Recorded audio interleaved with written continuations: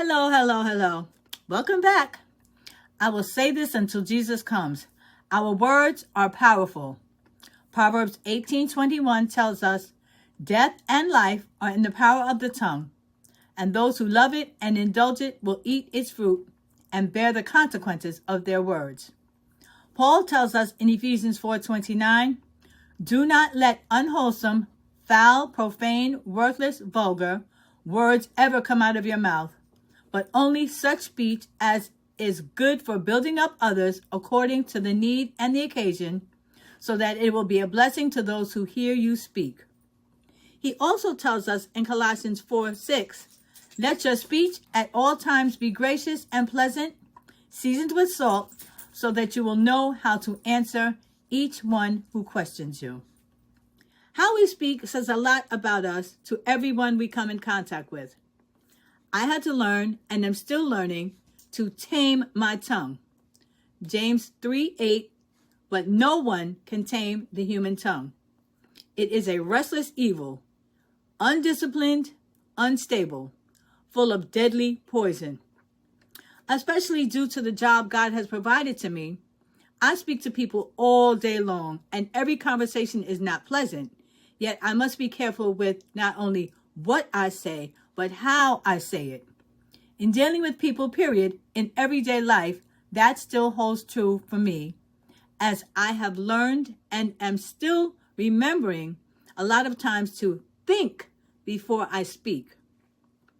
We all should keep this in mind as we are representing the King of Kings in all our affairs.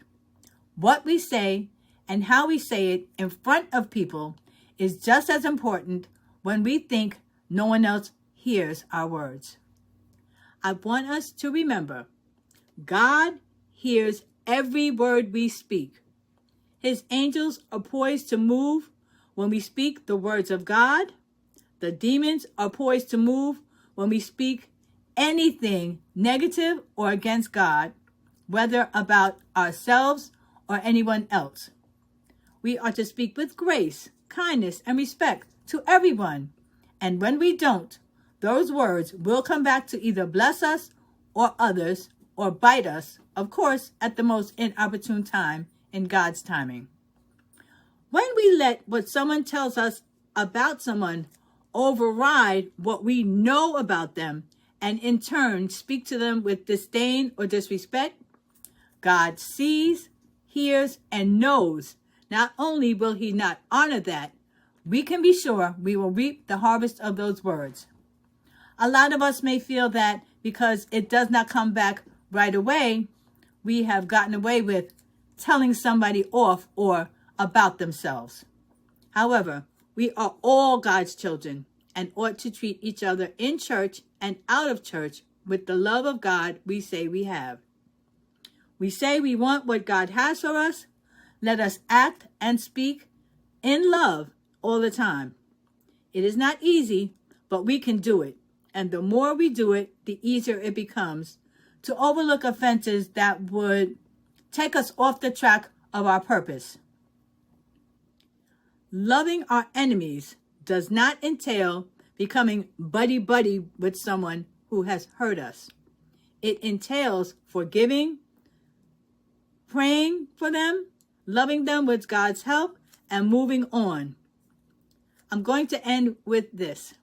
I'm a New Yorker and proud the New York Knicks won the NBA championship after 53 years of diligence.